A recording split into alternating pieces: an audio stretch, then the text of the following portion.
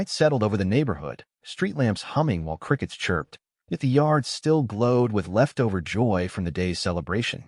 Emma gathered plates, still hearing laughter, amazed that the stormy morning weeks ago had steered her life toward a purpose brighter than porch lights.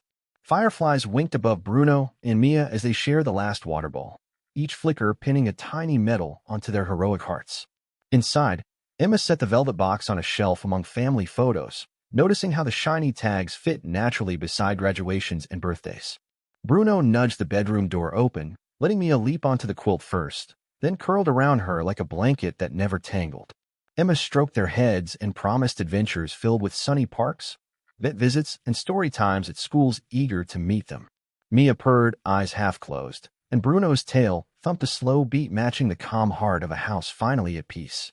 Emma dimmed the lamp, but moonlight wrapped them in silver ribbons that felt like a blessing poured straight from the sky.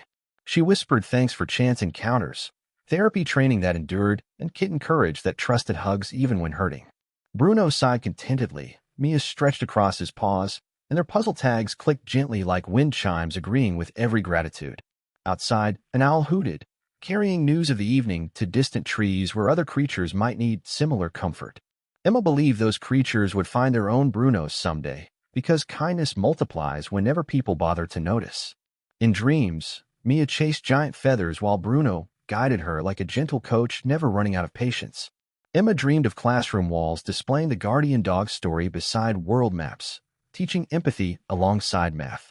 Dawn tiptoed in, painting the ceiling rose and gold, and birds announced breakfast before any alarm clock buzzed. Emma woke smiling at puzzle tags gleaming on the quilt like twin stars charting a voyage only they could sail. She brewed coffee, planned a walk, and printed flyers for the school visit where Bruno and Mia would show the power of gentle touch. The aroma coaxed Bruno awake. He nudged Mia, who yawned and tapped his nose, their daily ceremony greeting a shared sunrise. They trotted outside, dew wetting their paws, and Emma felt the world kinder because a dog once refused to let go of a crying kitten. Though the day's pages were blank, they were already promised courage, friendship, and hugs strong enough to make grown vets weep. 3 weeks later, the recovery calendar showed its last paw sticker, and Mia raced across the yard like wind chasing kites. Her scar was now a faint ribbon under gray fur, while Bruno bounded beside her, barking excited notes into the blue sky. Emma poured coffee on the porch, marveling at how ordinary days feel like festivals when joy has room to stretch its legs. Dr. Khaled arrived carrying a velvet box tied with gold string, grinning as if it were treasure from pirate stories. Inside were puzzle piece tags, polished steel etched with their names and tiny lightning bolts symbolizing electric friendship. Emma clipped Mia's half onto a lilac harness and Bruno's beside his badge, the halves meeting perfectly whenever they snuggled. Neighbors gathered, drawn by social media whispers, and children waved signs painted with paw prints and big hearts. Bruno greeted visitors politely, yet never left Mia's side. She balanced on his back like a sailor atop a trusted ship. Emma thanked guests and told the journey from rainy shelter to sunny backyard, her voice cracking when she described Bruno's unbreakable hug. The crowd clapped, some wiping tears, because stories told with honesty make even grown-ups believe in fairy tales again. Dr. Khaled said medicine begins with compassion, and Bruno had taught him that lesson better than textbooks could. He presented Bruno an honorary helper certificate, and the retriever accepted it politely, tail sweeping grass in happy arcs. Mia batted at the ribbon dangling from the scroll, causing giggles to ripple through the circle like small waves across a pond. Emma unveiled a picnic table stacked with orange-gray cupcakes, pet-safe ice cream, and a cake shaped like a giant paw. Children lined up to pet Bruno and whisper encouragement to Mia, who answered with chirps that sounded suspiciously like proud purrs. Sun eased into late afternoon amber, fireflies flickered early, and nature seemed eager to join the celebration too. A local reporter promised a feature titled Hug that healed two hearts, and Emma smiled at how wide kindness can spread. Bruno fetched a frisbee for Emma. Mia jumped inside its rim, and together they dashed after the soaring disc as one unstoppable shape. Laughter burst from every throat, echoing against fences, rooftops, and even the memory of that rainy morning now far behind them. As dusk settled, Emma whispered gratitude to the sky, certain that some bonds are woven so tight they become family without asking permission. Back home, afternoon sunlight spread across hardwood floors like warm honey, welcoming the newcomers to a space that already felt shared. She set a wicker basket on a heating pad, added fleece blankets, and dropped a stuffed mouse for Mia to practice playful pounces. Bruno sniffed every corner, verifying safety before settling beside the basket with satisfied responsibility. Emma mixed nutrient paste with kitten kibble, and while Mia ate, Bruno watched carefully, only moving to lick away crumbs when she finished. At sunset, Emma filmed the still intact hug and posted it on the shelter page under the caption "Guardian Dog." Within hours, comments poured in from classrooms, grandparents, and even faraway soldiers who wrote the video softened tough days and reminded them of home. Emma limited visitors but read each encouraging note aloud, letting Bruno's ears perk and Mia's whiskers twitch so they could feel the world cheering. During nightly antibiotic doses, Mia squeaked, but Bruno steadied her with a chin hug until the medicine went down. By the third morning, Mia attempted a cautious climb onto a pillow fortress, and Bruno acted as safety rail, preventing any tumble. Emma celebrated each victory with gentle applause, discovering joy can be measured in centimeters of kitten progress. She emailed updates to Dr. Khalid, who replied with cheerful emojis and vowed to share the tale with nervous child patients. He attached a colorful blueprint for puzzle piece name tags shaped like halves of heart, proving science and sentiment can happily share one digital workspace. Outside, spring birds practiced new songs. Mia chirped back and Bruno wagged like a tiny orchestra conductor. Neighborhood kids left cards picturing Cape dogs hugging kittens, reminding Emma art begins with real-life magic. Each evening, Bruno circled the basket 3 times before lying down, a ritual Emma decided meant all worries cleared. Sometimes Mia climbed onto Bruno's head to watch lion shows, trying to mimic roars with tiny squeaks. Bruno pretended fear, rolling onto his back with exaggerated squeals, and laughter filled the room like bright confetti scattering across chairs, rugs, and window ledges. While rinsing dishes, Emma realized loneliness had left the house the moment Bruno and Mia arrived. She printed a calendar of recovery days, each square marked with paw stickers leading toward adoption paperwork. Under lamplight, she whispered goodnight, and the room fell silent except for a duet of purr and dog snore. With treatment finished, Dr. Khalid invited Emma to his office where clinic walls were lined with photos of animals whose stories sparked courage. He searched the database until a faded picture of young Bruno appeared beside notes marking him as hospice comfort companion. The vet explained how therapy dogs learn to sense pain, applying gentle pressure to ease fear, a lesson Bruno clearly remembered despite abandonment. Emma felt goosebumps rise, realizing the hug was practiced kindness that never rusted, even after months in a shelter. Khalid printed the certificate, handing it to Emma like a medal, and said heroes deserve recognition even when their capes are fur. Outside the open door, Bruno lay beside Mia's carrier, head resting on crossed paws, eyes half closed yet tracking every shadow. Zara approached the water bowl, but Bruno nudged it toward Mia first, proving manners can shine brighter than trophies. The kitten sipped, then leaned against Bruno's cheek, and a collective sigh floated from staff near the hallway corner. For a moment nobody spoke. Silence hung thick with marvel until Khalid cleared his throat, voice wobbling like a violin string. He confessed long shifts left him feeling powerless, but watching a dog heal a kitten reignited belief that small acts matter. Emma pressed adoption forms to her chest, sensing the instant her life mission clicked into sharper focus. The vet's eyes shimmered. He allowed gratitude to flow freely like warm rain during summer play. Bruno's tail swept floor dust into tiny spirals that danced briefly in fluorescent light.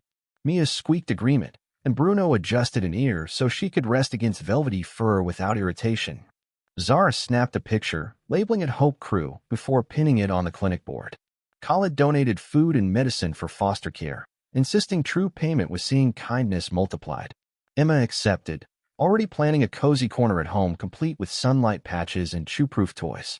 Staff escorted them to the parking lot like parade marshals, waving as the van door closed on the fearless duo.